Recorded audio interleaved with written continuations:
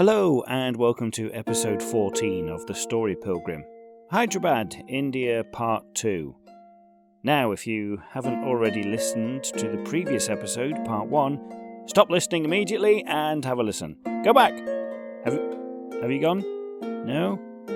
Okay, it's okay for you to stay. Thanks for coming back. I really do appreciate your company. Please, if you haven't already reviewed this podcast and rated it, and I'm specifically talking to you, Neil, please do it. It only takes a minute. It only takes a minute, girl. Yeah, okay. Right, let's get back to India. We're discovering the striking Golconda Fort. If you haven't Googled it, then please do. Have a look at the images. We're in the company of Naja, my expert guide, sharing his extensive knowledge of the area and country. We have scaled the fort and reached the top. The views were sensational, and we could get a great aspect of the entire fort.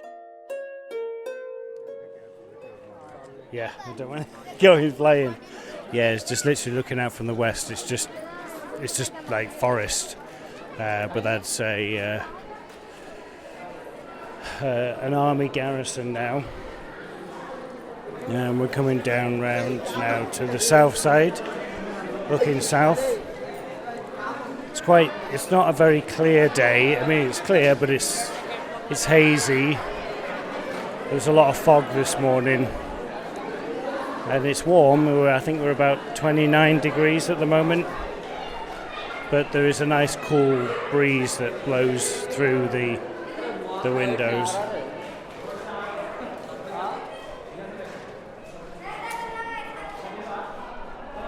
So we're over on the west side, looking out east now, so we can see the fort. Look at the ruined palaces of the Golconda kings from here. So would that be where they lived? Yes. Yeah. That is the place where they lived. And in the middle you can find one open area with a fountain. And that fountain ran with gravity force earlier. That is called as open air theatre. Okay. The dance and music programs for the entertainment of the royal family members. Yeah. So exactly right side of that open air theatre, that is known as Janana, the palace of queens. Left side of the open air theatre, that is called as Mardana, the palace of kings. Okay. So these palaces were built with 3 and 4 stories in those days.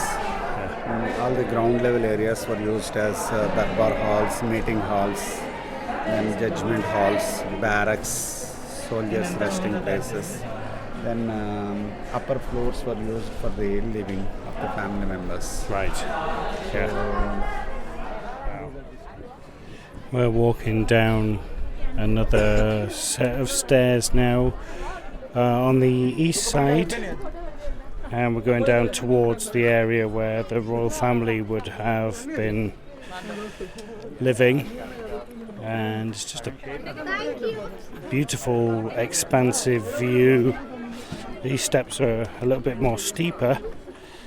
But yeah, beautiful, expanse view of Hyderabad. And Hyderabad is quite a flat city.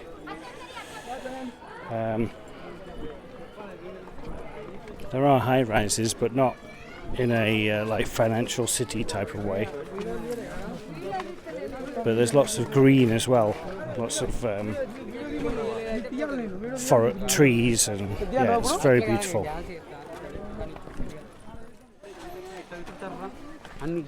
Yeah, it's vast. It's so well preserved. There's a lot of it still standing, and it's solid.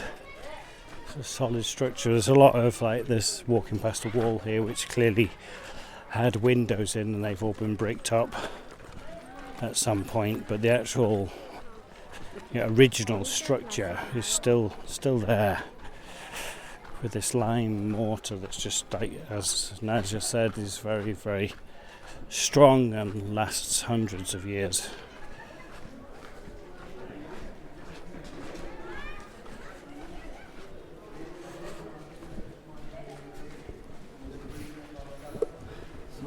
This is a part of Janana Palace Complex. Janana is the palace of queens. used to be covered with a rooftop, and it is called as Royal Ladies Dressing Room. Dressing room. There are many niches inside. Those might not be used to keep something over there. It may be a part of architecture. Sure. And ornamentation with the stucco plastering. Yep. And it is a bathtub or water tank. Okay.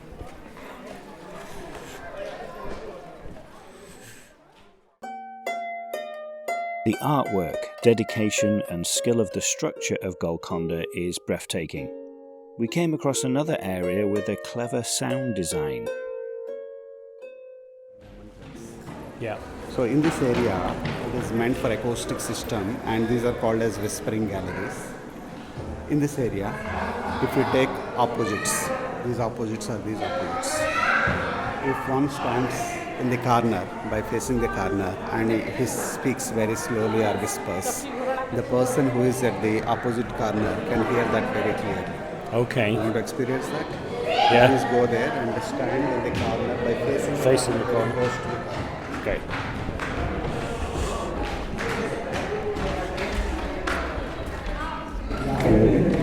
Yes. I can hear you. Can you hear me? Yes, I can hear you. That's amazing. I'm talking to you by standing inside of the wall. Yeah, you're on the other side of the room. Yes, so these are called as whispering galleries. That's amazing. That's really cool. We're probably about, 50 feet from each other. That's really clever. Yes. Yeah. So we don't know exactly why these were built, but some historians say that if someone stands somewhere here and talks, the king could hear that from his bed chamber. Right. So that's why there is a popular saying here. Wow. Do not talk loudly, walls may have ears. Yeah, exactly. But the ground level areas are always used for meeting halls, darbar halls, judgment halls, soldiers' barracks, etc. Okay. This particular area with acoustic system there, used as a Dad Mahal. Dad Mahal is nothing but the judgment hall. Okay. Final judgment hall. So in those days, the severe punishments were decapitating head. That's pretty severe. Yeah, pretty severe, and hanging, poisoning, and using elephants to crush them. Okay. These are what type of thing would you have to do to get crushed by an elephant? By an elephant to crush stealing or? No. For stealing. Yeah. For stealing, and breaching. Okay. Spying. What happens if you spilt a drink on the king? Would you get decapitated head? May not be. But was there a judge? So there are judges. There is a judging system, but final judgment will be done by the king, by discussing with other judges, etc. Law ministers. So during the time of final judgment, the criminals they were put below to that roof, and king used to sit there. Okay. So this is the arch. Because of this arch, king could not see the criminal, and the criminal could not see the king at the same time because of this arch. Okay. You can experience that. Yeah. The judgment hall and the information about the punishments had my imagination running wild. My head was spinning with all the fascinating facts and history Naja was supplying me with. Our tour of Golconda had come to an end, and it was time to head back into the hub of Hyderabad. We are currently trying to find our taxi driver, and it's crazy. It's just a little roundabout, but there's just cars everywhere. Tuk-tuks, people, mopeds. There's loads of people. It's great. I love it. And Naga thinks he's found him, and then he hasn't found him. So we're going backwards and forwards. It's great. They all look the same as well. All of these cars.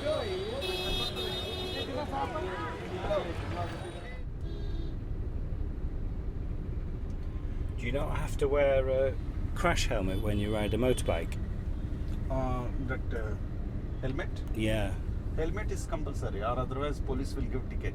But everybody Does not wear. It is mandatory, but if you look at some of the people, they're not wearing. Most of the people. Most There's only of one. There's only one person with a helmet on. But out of 100 accidents, Yeah. and 80 people will die because of head injuries. Sure. Yeah. That's why it is mandatory by the government. But nobody does it. Yes.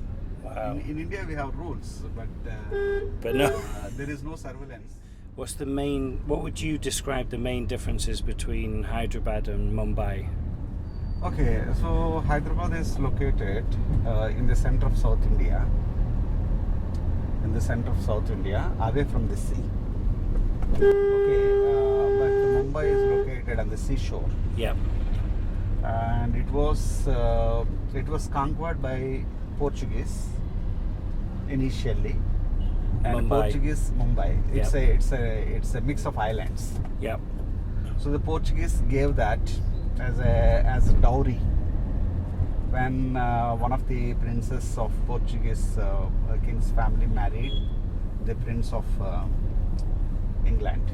Yep. It was given. Then so islands, the gap in between the low-lying area of the sea, in between the islands was filled, and Mumbai was created. Okay. Those are all different spices. That is a grocery shop. Yeah, all very colourful. Yes. Yeah. Then Mumbai was developed by the British. Then Hyderabad was founded by Muslims and ruled by the Muslims until its end. Okay. But Hyderabad King Nizam became one of the faithful elites of the British, and it became one of the princely states. Right. That's why, though there is no direct influence of British here, British controlled local rulers. Okay. Yeah. Okay. Yeah. And Mumbai is a business city because there is a big port, seaport. Yeah. But Hyderabad, to me now, it feels more modern, and it feels. This is going to sound silly, but I feel like there's more potential in Hyderabad than in Mumbai. Mumbai has got highest number of millionaires in India. It's interesting, isn't it? Yes. And for Mumbai, actually, there is a south part is surrounded by sea. Yeah. In Mumbai. Yeah. Where if you go to that Taj Hotel, Yeah. and that side and this side, both sides, east and west, are surrounded by sea. Yeah. But I seem to see more poverty in Mumbai. Because of the it's a commercial city. Yeah. Because of the opportunities people get, and people migrate from different parts of India to that place. So they're coming from all over. And people live on platforms. Yeah. And people live in many, slum areas. Sure. Slums. Yeah. And people just sleep in a small room where they can just sleep by stretching their legs, or sometimes even if it is not possible to stretch their legs. Sure. Yeah. And you don't see that kind of poverty. And we do have slums in Hyderabad, but we don't have many slums like Mumbai. Not like that, no. Mumbai is very congested with a lot of population, but Hyderabad has got its, surrounding areas are developing nowadays. It's quite That's why it is spread out. expanding. You don't need to, share the same area with lakhs of people or hundreds of people, thousands of people. Yeah. But there it is not possible. The western part is sea. Sea, yeah. And even in southern part is also surrounded by sea. Sure. That makes sense. Just went by a store. There's loads of little stores now. We're driving through Hyderabad. We're going to some tombs. Just drove over somebody's carpet, and we just went past an egg shop, and had hundreds of eggs outside. And just to make it more authentic, they had 2 chickens just walking around on top of the eggs. I think that was pretty cool. But there's all sorts of stalls out with selling bananas, greens, tomatoes, onions, mangoes. There's just everything along here, and then there's like an ironing shop, there's a tea point, lino, big kettle drums, there's everything. Look on the other side, there's like paneer, food, tyres, like garlands, clothes, washing powder. Oh, cold. It's just like you look straight out of the taxi and you just think he's not going to get through that, and he does. Sugar cane, making some sort of drink. It's another just fascinating city. Tomatoes, there's just everything that you would want. A shopper's delight. Everything you want, need, desire, right there next to each other. The driver was rushing through the small streets, avoiding everything that popped up or came straight at us. We made it to the Qutb Shahi Tombs, another incredible sight and another opportunity for Naja to impart his infinite knowledge. Until 1799, British could not control over the southern part of India, because South India was ruled by one person who was a de facto ruler, who was commander-in-chief of the army of a Hindu kingdom. Became an independent and de facto ruler in 1762. That was the time for the British, who were expanding in southern parts of India, and naturally this person became an enemy to British. Then at that time you were waging wars with French in Europe, different wars. So naturally here also you became enemies. So British, supported by Hyderabad Nizam from southern part of India, that person who opposed British, he got support from French. Of course. So they waged 4 wars in between 1760 and 1799. In first 2 wars they were victorious against British with the help of French, and in third and fourth war they lost. In the fourth Carnatic War, which was held in the month of May 1799, that king, whose name is Tipu Sultan, he was killed in the battle at Srirangapatna, close to Mysore, close to Mysore and in between Bengaluru and Mysore. So after killing Tipu Sultan on 4th May 1799, British became masters of southern provinces, and they started exploring many such sites here. That's why many beautiful watercolor paintings which were made by Colonel Colin Mackenzie with the help of Indian and the British artists are available in British Archives. In the archives, sorry about that. Then what happened in Third Anglo-Carnatic War, when British defeated him, he has got 7 sons. British forced him to surrender 2 of his sons as hostages. Really? So that, to avoid any further problem from him. Then what happened? He became more hostile after taking 2 of his sons as hostages. And within few years, he strengthened his army. And after that, he waged one more war. Unfortunately, he lost his life. And his family was, I think for many years after his death, his family was put under surveillance to avoid any further problem with them. Their family lives in Kolkata now.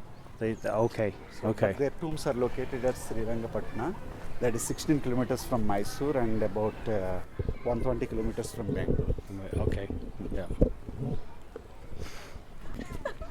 It's interesting how all of the history of the Glen, Golconda and these shrines here are around the 16th centuries, and how well preserved it is, but it's because of it's the founding of Hyderabad really as they know it today. So it's really going back to them as a community being able to say this is what we have to be thankful for.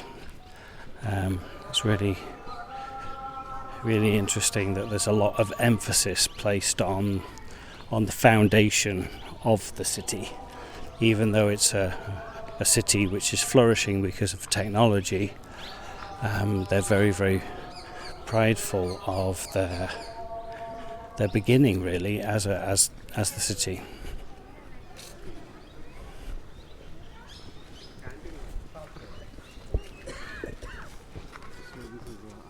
Tomb of the seventh and last king of Is that a mango tree? which one? This one? No. This is banyan tree.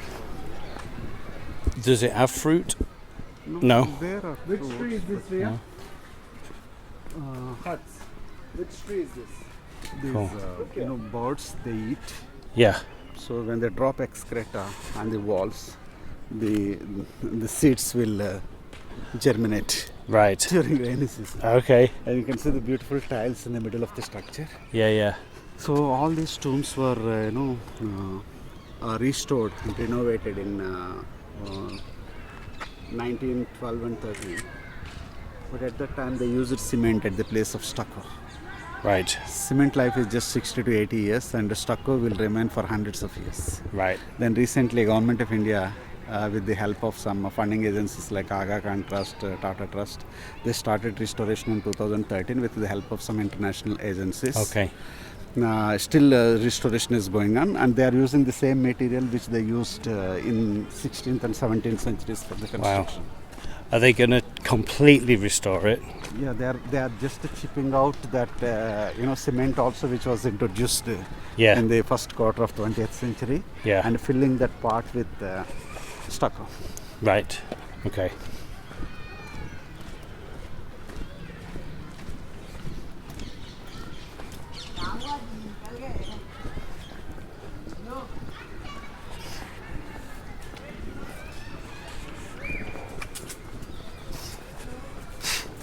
So these two are the tombs of two royal physicians who died in the mid 17th century. Though these are small, they look very beautiful in terms of floral designs, geometrical designs, round medallions, etc. Yeah, absolutely. You can take a closer picture of them. Yeah.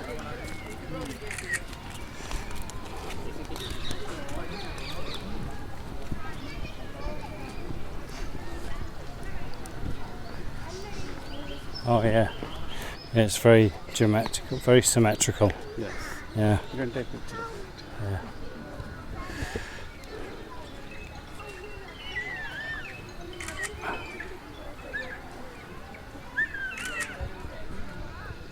Yeah, it's beautiful. They are only small, but again, you can really see the intricacy and the sculpture and the little arches. It's very beautiful.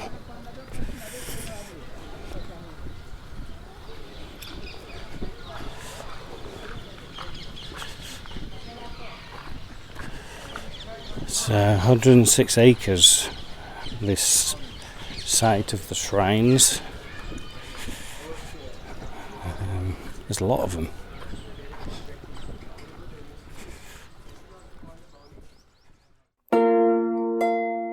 There are a lot of tombs on this site, of all shapes and sizes, breathtaking. The grounds are well kept. Naja told me about a couple of trees that we were walking past. It's wonderful. Thank you. So this is tamarind tree.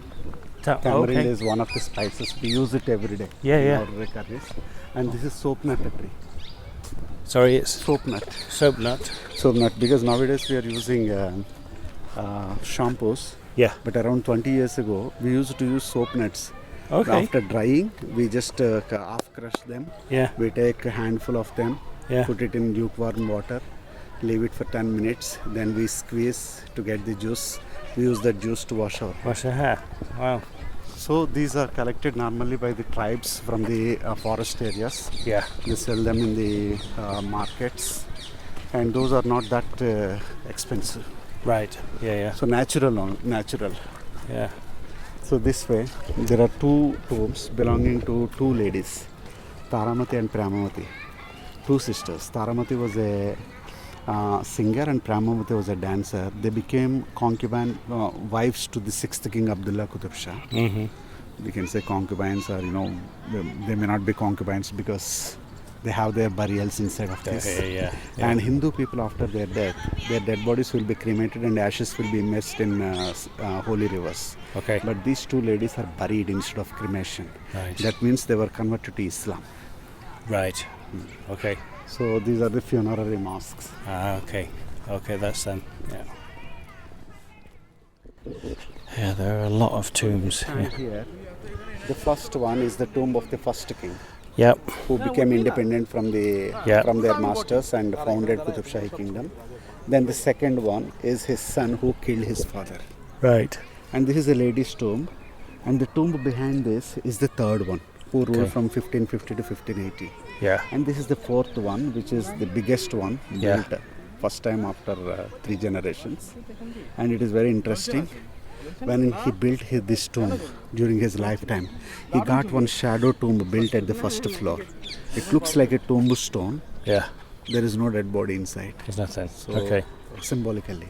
Yeah. So after his death, his dead body was buried exactly below to that at the ground level, 6 feet below to the ground level. Okay. So we see that original tomb first at the ground level, and we go to see that shadow or duplicate tomb at the first floor, where Right. there is no dead body. There's nothing. And the whole structure was built for the burial of only one dead body. Just one. This is like Taj Mahal. At Taj Mahal also, at the crypt level, there are original dead bodies were buried. Yeah. At the first floor where you get to see that, those are just shadow tombs. Just shadows, yeah. The light's not good. So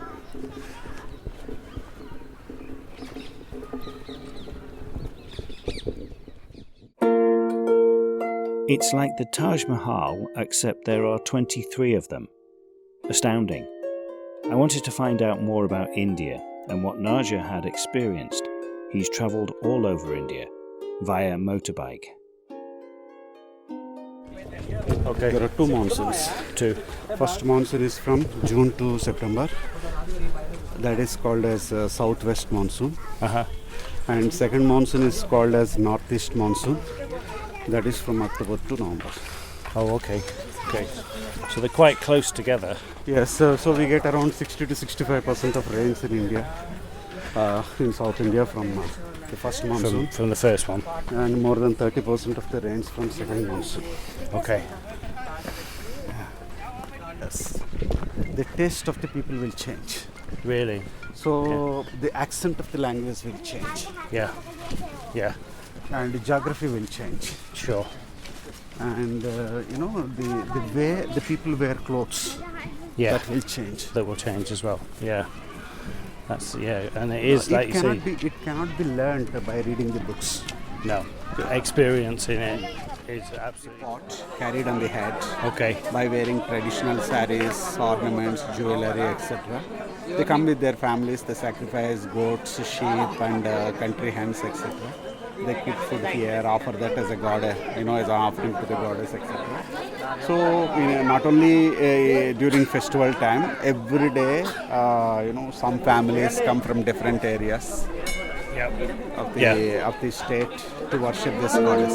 What happens to all the sacrifices? But that is not every day, but people do that. Yeah. People do that. They do that at the ground level. Okay, so they won't do it up here. No, Not anymore. Space is very less. Yeah. And it will be more of a discomfort. It cannot be learned from the books. What a great truth from Naja. Yes, obviously we do learn from books, but effective visual learning is from experiencing. I truly am indebted to Naja for that wonderful tour, and I barely scratched the surface of getting to know Hyderabad, India. Not a place that I would probably put on even the top 10 of my places to visit, but I absolutely loved it, and it was completely worth it. I hope you enjoyed it as much as I did. Please follow this podcast, share it with friends, and pop us a review and rate it. The Story Pilgrim was written and produced by Darren Hill. Original music by the amazing Anya Backer. Find us on all major social networks and say hello via our website. Until the next time, keep listening and buen camino.